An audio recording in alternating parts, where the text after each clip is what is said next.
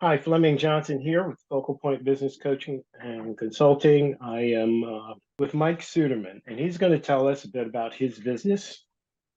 And so, Mike, would you start by telling us what inspired you to start your own business? Happy to, and I appreciate you asking the question, Fleming. My business is the executive search business, and it- how I got into the industry. I mean, most people do not study executive search in college. I didn't, but I got many years ago in 2006. I was working in a sales role with a company locally. And one of the things that I've been able to do over the years is really build super strong relationships with professionals and other people in the community. And I was contacted. I was actually in a BNI network group, and I met somebody and we stayed in touch. And this person reached out to me one day and said, "Hey, you never guess what I'm doing now. I went to work for a boutique executive search firm," and explained to me what she was doing. And in the conversation, she said, "Of all the people that I know, and I know a lot of people, you by far would just excel at this. Would you be interested in coming in and talking to our CEO?" And I said, "Absolutely not. I'm not interested. No, thank you." Because I had worked in a corporate role for a number of years and was recruited by recruiters, and they lacked uh, a lot of, they just didn't carry themselves in a professional manner. In my opinion, they didn't return phone calls. They're just trying to put butts in seats, and it just was never really a very good experience working with a recruiter. And I passed.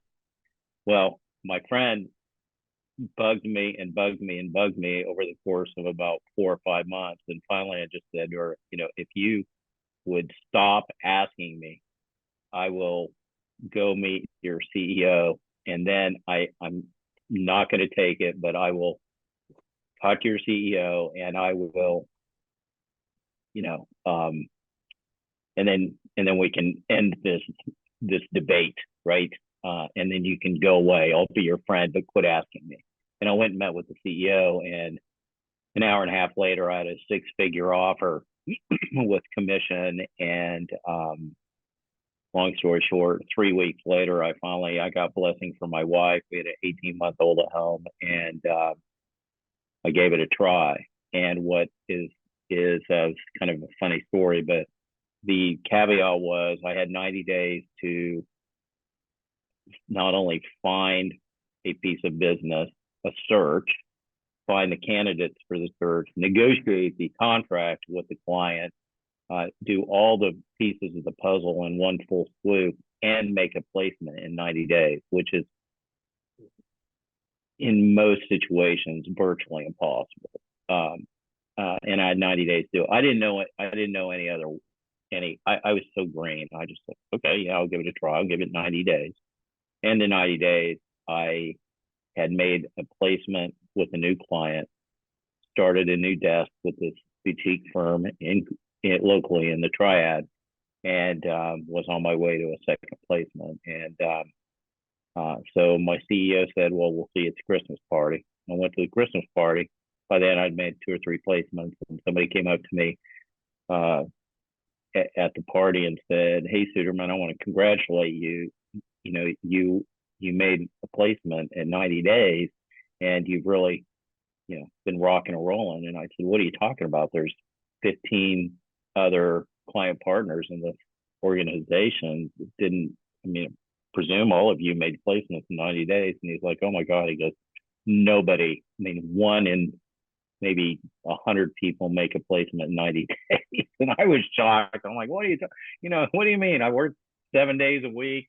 14 hours a day for 90 days straight to make a placement to keep my job. And all of you guys here didn't even do that. And so, 20 years later, I'm in the business. I worked for that boutique firm for 5.5 years, built a really great reputation with my clients, with the professionals working with. But ultimately, I was battling with a CEO who kind of fell into that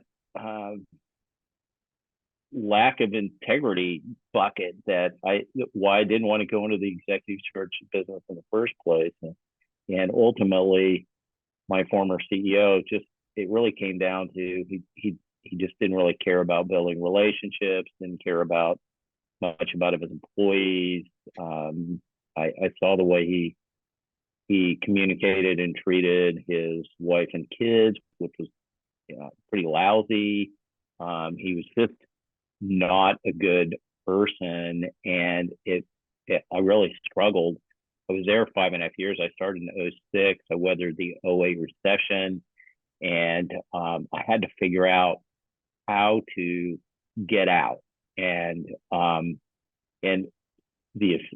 quite frankly, the spark that made me start my own company and get into business was really a mandate from my wife, Emily. She said to me one day, she said, "Look, I'm gonna support you. I trust you 100%. I mean, no matter you always excel at what you do. If you were digging ditches for a living, they'd be the best ditches on the planet. It's just how you roll. It's what you do.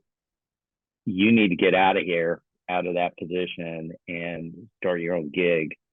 And with that vote of confidence, I gave notice and I quit. And I had a huge non-compete. My former CEO and boss was very litigious and sued a couple of my clients over the years. So I had a 52-mile radius in which I had to move 52 miles away to open if I was going to go into the business. So ultimately, what I did is I set up a PO box in a business 52 miles away in Raleigh or Durham somewhere from the location of my former employer and started my company there. I operated out of that address for the first 2 years I owned my company. And the rest is history. I'm in June this year will be 13 years as a business owner. So I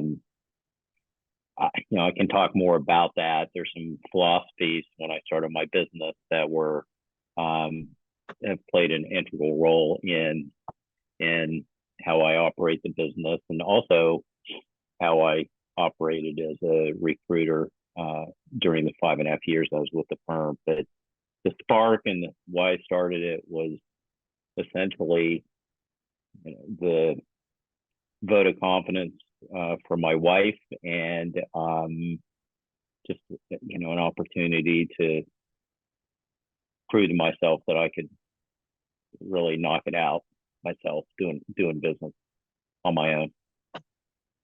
Very good. So you are in it from the very beginning on your own. Tell me, what are some common misconceptions about running a business?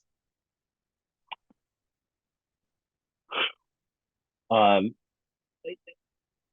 tell you one that always comes to mind right out of the gate is your schedule is not really your schedule.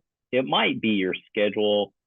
I mean, people say to me all the time, "Oh my gosh, you probably got totally flexible schedule. You can work when you want to, work when you don't want. I mean, take days off and have total flex." Yes, you can, and maybe even more so in the very beginning when you're building the company and you're maybe not as busy. It's kind of a yes and a no. I think that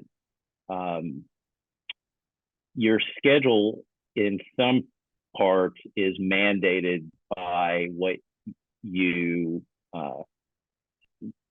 your clients are expecting from you, and we all are raised, at least in in, through the, most of us are raised to, especially in business, to, what do they say, under promise and over deliver.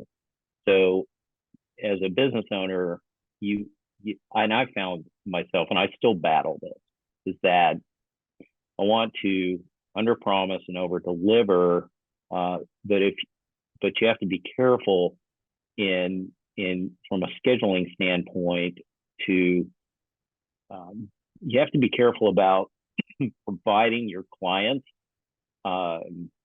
your time or your information or your resources at odd hours. You might work from 9 to 5, but then you're sending a client something at 7 or 8 o'clock at night. Next thing you know, you're answering your phone at 7 or 8 o'clock at night or on a Saturday or Sunday.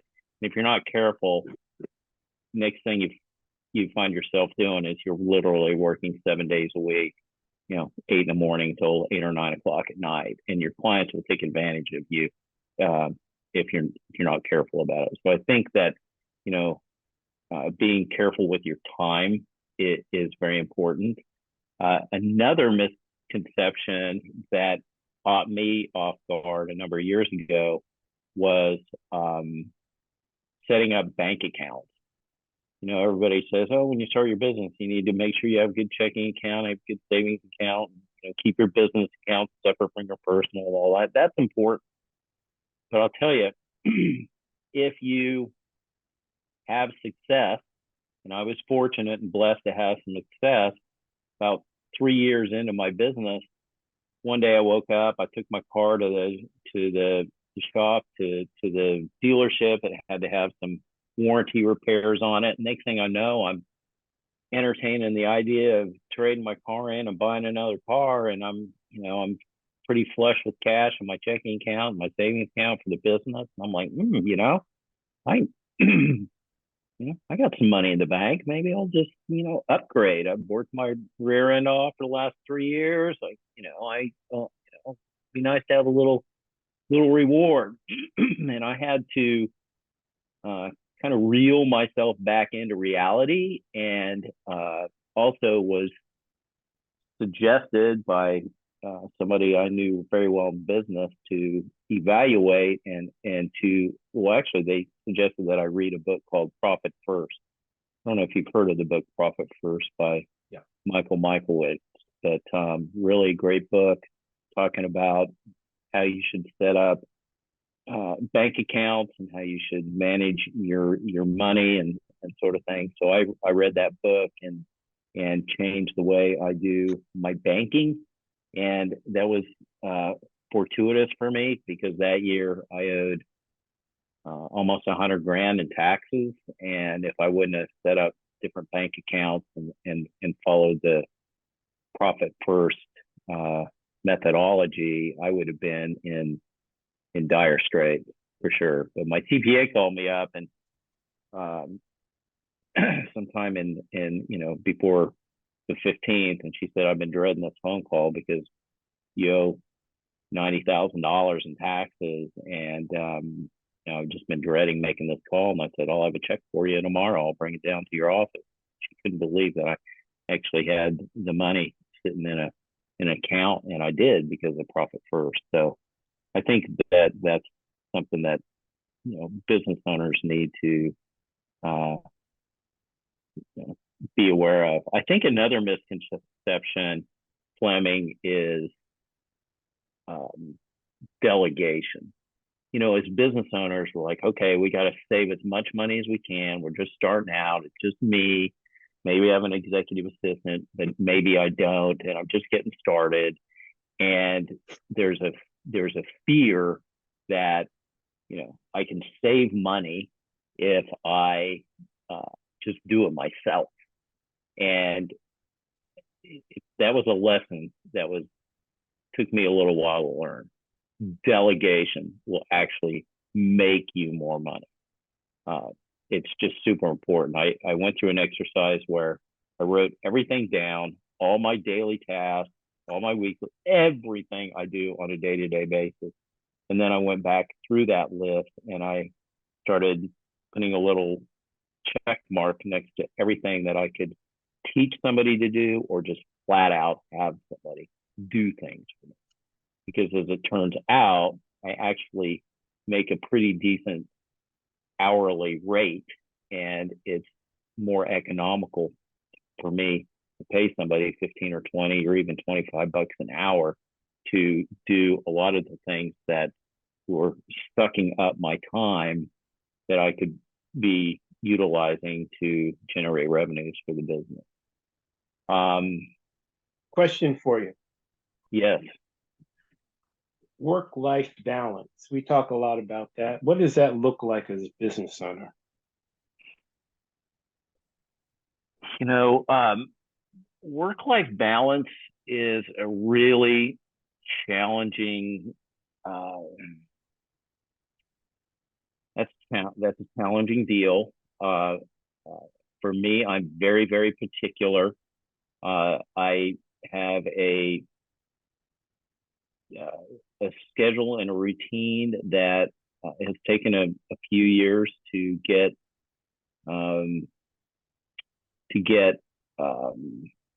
situated or get in the habit of it. I wake up every day at 7 in the morning, and I carry my day until about 5 or 6 p.m. most days. A number of years ago, I went through a program called Strategic Coach. It's offered around the United States and Canada and in London. It's not inexpensive, but it was really great. And they taught me to manage or build out work-life balance. So nowadays, I plan my week in advance, and I follow my schedule is categorized into 3 categories. I have a focus days, buffer days, and off days. And so it's real simple. You Monday through Saturday or Sunday or whatever days you work, if you do a full 7-day schedule. My focus days are days in which I am involved with clients, client-related items, calling clients, lead generation, sales, proposals, generating revenue. Buffer days are planning days where my buffer day is on Monday. My wife, who has a full-time corporate job, hates Mondays because she's going to work. I love Mondays because Mondays are my planning days. It's what I do all of my planning, my research, have my EA do stuff for me, whatever. It's not a client facing day. It's a planning day, and I get everything done for the week. I might do a little bit of learning, might do some reading, et cetera, et cetera.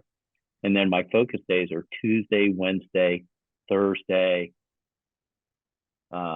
Fridays are a little bit of a collection. In the summer, I take Fridays off. In the winter, I leave around 1 o'clock.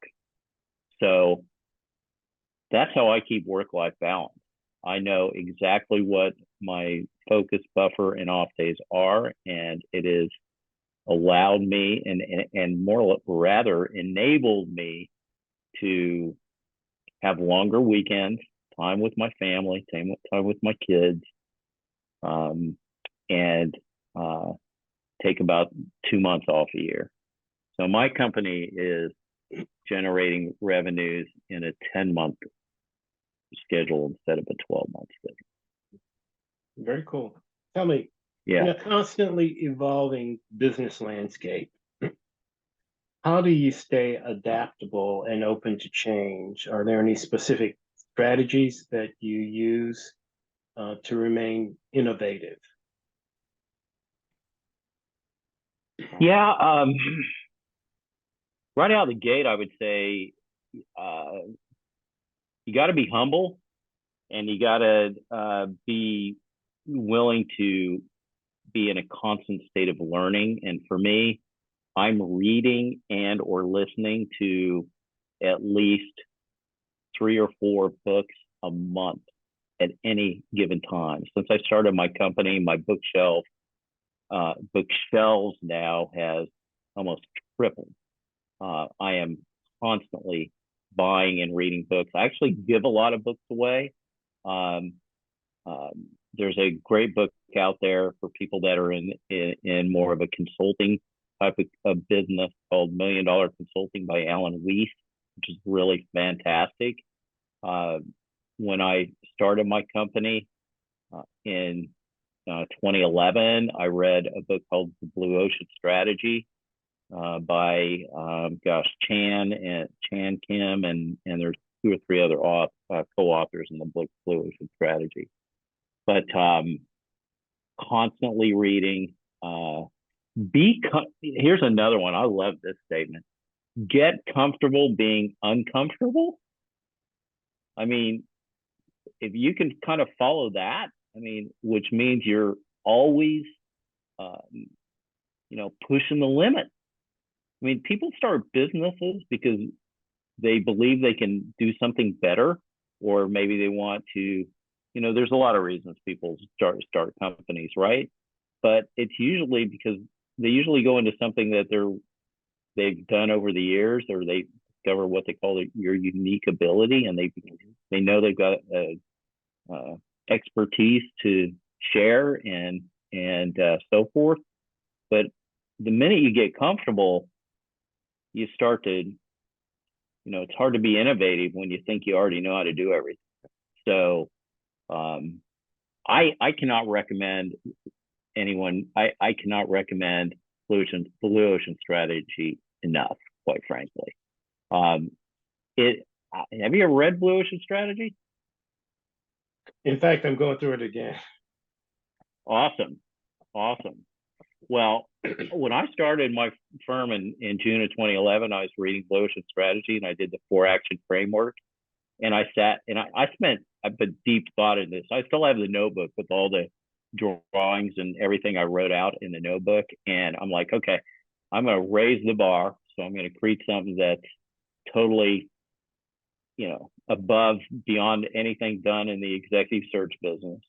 And then I'm going to create something that's never been done in the search business. I created something called, you're former HR guy, you'll appreciate this. I have something called 83 or it's free. And all my executive search colleagues and friends in the industry think I'm insane. But what we do is we guarantee that we will have at least 3 candidates that you can hire, not 3 just butts in seats, but 3 hireable candidates for your organization in 83 days. If we fail, we will refund the deposit, because we required a deposit upon search, and complete the search for you at no charge. And I've had that for a long, long time. And in 13 years, we've never done a free search. And in fact, our candidate presentation to hire ratio is less than 2 to 1. So we do some really cool stuff. And so that 4-action framework, the other 2 things are, as you got to eliminate something that people have always done, but it was really not necessary. And then you got to reduce something. And in my situation, for executive search, we changed how we charge for services, because most companies charge a percentage of total comp, which I know you're aware of. And then instead of that, we do a flat fee for all our searches. And it's really worked out great. So for a business owner, I don't care if you're brand spanking new in the business or you got 15, 20 years in the business. I mean, the Blue Ocean Strategy is really, really great. Yeah. And you're a testament to it, because you're reading it again. Yeah. So give me a glimpse. Give me a glimpse into your future. What do you see? What are your goals for your business?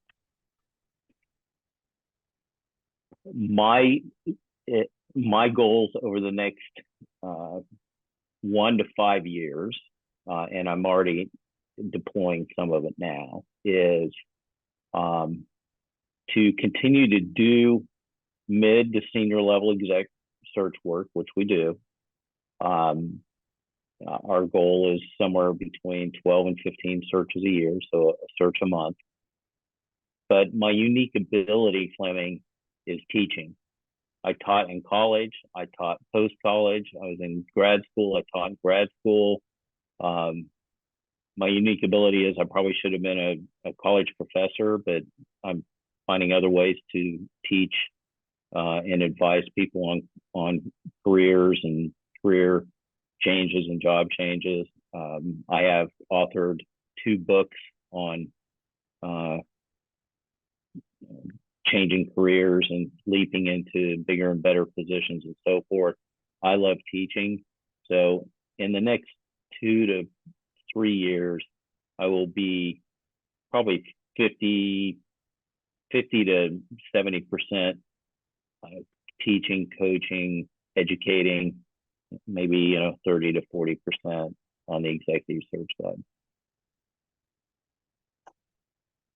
What advice would you give to aspiring entrepreneurs who are just starting the journey and facing, say, a few challenges? Well, I can think of at least 3 or 4 out of the gate.